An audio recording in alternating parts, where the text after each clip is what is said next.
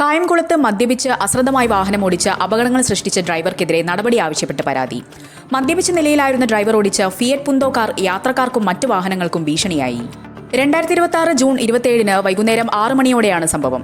പുതിയകാവിൽ നിന്ന് അമ്പലപ്പുഴ ഭാഗത്തേക്ക് പോവുകയായിരുന്ന വാഹനത്തിൽ കായംകുളം മുട്ടപ്പാലത്തിന് വെച്ചാണ് മദ്യപിച്ച ഡ്രൈവർ തന്റെ വാഹനമിടിച്ചത്.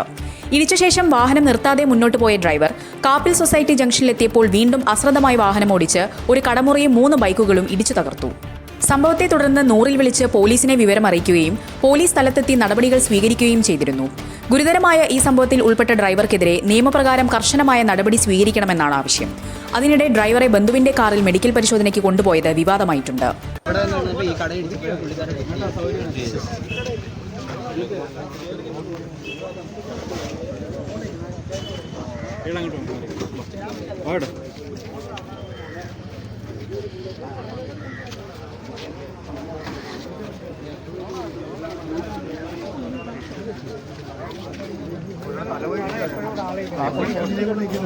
ഒരു കൊച്ചിനെ കൊണ്ട്